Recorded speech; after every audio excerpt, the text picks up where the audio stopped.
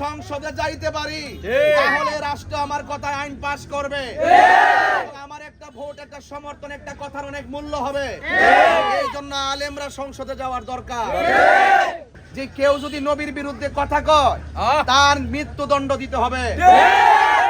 আসসালামু আলাইকুম ওয়া রাহমাতুল্লাহি ওয়া বারাকাতুহু। নাহমাদু ওয়া নুসাল্লি আলা রাসূলিল কারীম, আম্মা বাদ। প্রিয় শাহপুরবাসী এবং শাহপুর বাজারের অনেক এলাকা থেকে এই বাজারে একটি মিলন মেলা হয়, ঠিক না? আপনারা কি আমাকে চিনছেন? আমি কি আজকে নতুন আসছি? আমি কি কখনো আপনাদের কাছে এসে আমার জন্য ভোট চাইছি? সারা জীবন আপনাদেরকে নিয়ে কি করছি? হ্যাঁ, ওয়াজ মাহফিল যে করছি, আজ পর্যন্ত ওয়াজ মাহফিল করতে যাই আপনাদের মনে কোনো কষ্ট দিছি? কোনোদিন কোনো ওয়াদা খেলাপ করছি? ওয়াজ মাহফিলে সুমহান জায়গাকে প্রতিষ্ঠিত করার জন্য অনেক সংগ্রাম, অনেক জিহাদ কইরা এই দেশে ধর্মের প্রচার করে আসছি। অনেক মানুষে বলে যে তাহিরি হুজুর যেখানে নির্বাচনের জন্য আসছে ওনার কি অবদান আছে এলাকার লেগা, কয়নি? এই কথা যখন বলে তখন সাধারণ মানুষের অনেক প্রশ্ন জাগে।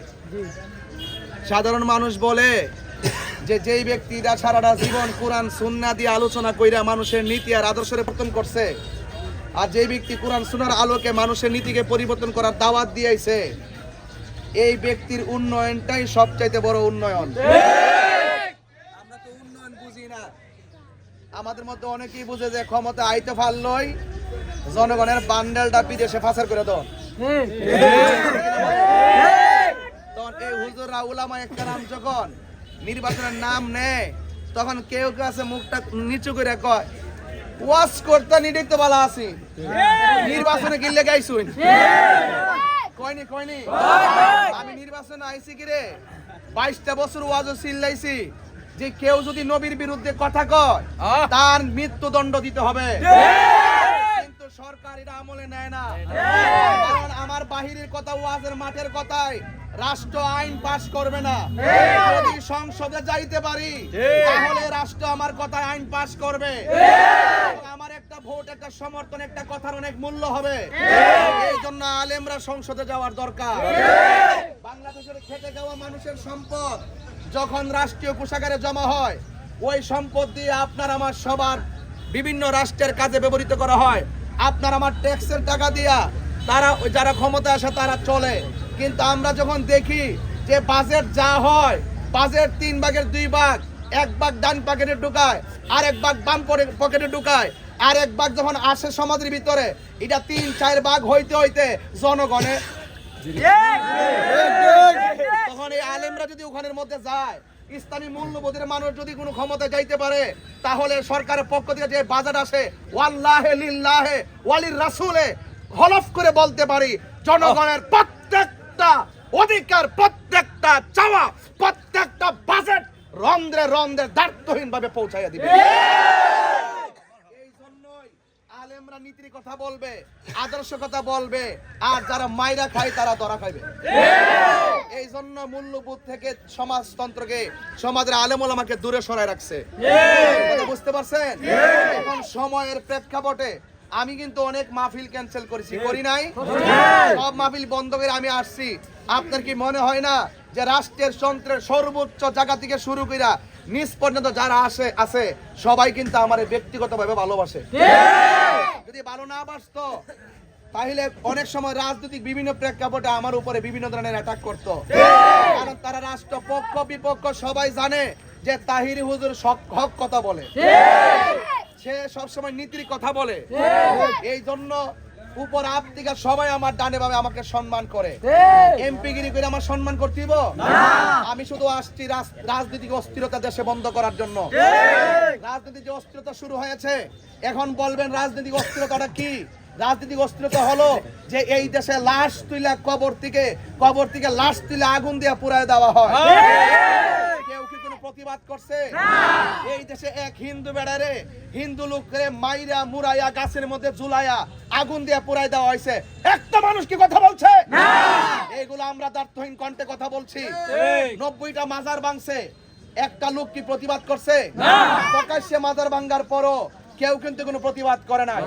আমার কথা হলো, হিন্দু মন্দিরে যাবে, বৌদ্ধ পেগোডায় যাবে, খ্রিস্টান গির্জায় যাবে, মুসলমান মসজিদে যাবে, এই দেশে ইসলামান আল্লাহর অলিগণ আমরা মাজার জিয়ারত করতে যাই। আপনার যদি ভালো না লাগে আপনি না যাবেন, আপনি ভাঙলেন কেন? একটা হিন্দু অন্য ধর্মের হতে পারে, তাকে আপনি পুরাইলেন কেন?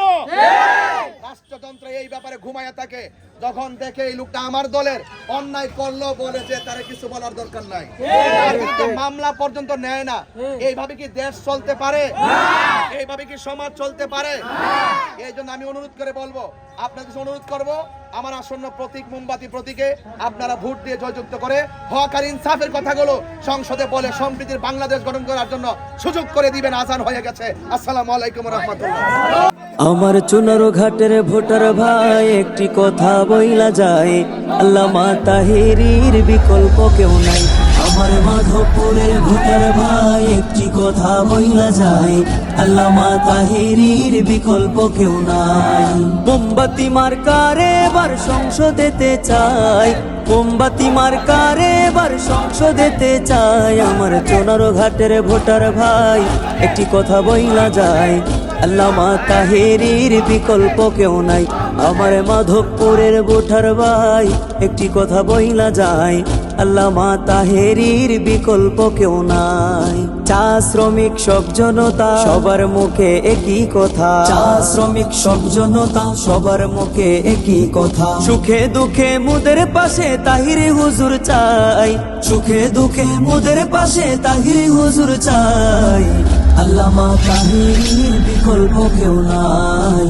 মোমবাতি মার্কা এবার সংসদেতে চাই, মোমবাতি মার্কা এবার সংসদেতে চাই। আছে কত শত নেতা ধর্ম নিয়ে বলে অযথা, আছে কত শত নেতা ধর্ম নিয়ে বলে অযথা। ধর্ম নিয়ে ব্যবসা করে ইমান তাদের নাই, ইসলাম নিয়ে ব্যবসা করে ইমান তাদের নাই।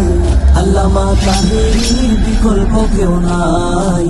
মোমবাতি মার্কা এবার সংসদেতে চাই, মোমবাতি মার্কা এবার সংসদেতে চাই। চাঁদাবাজি টেন্ডারবাজি শত নেতার রুটি রুজি, চাঁদাবাজি টেন্ডারবাজি শত নেতার রুটি রুজি। মোমবাতি প্রতীকের ভাইরে এসব কর্ম নাই, তাহিরি হুজুরের ভাইরে এসব কর্ম নাই।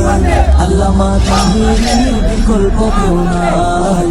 মোমবাতি মার্কা এবার সংসদেতে চাই, মোমবাতি মার্কা এবার সংসদেতে চাই। চা শ্রমিকের সুখে দুঃখে তাহিরি হুজুর থাকবে পাশে, চা শ্রমিকের সুখে দুঃখে তাহিরি হুজুর থাকবে পাশে। চা শ্রমিকের ন্যায্য মূল্য বাড়াতে চান ভাই, চা শ্রমিকের পারিশ্রমিক বাড়াতে চান ভাই।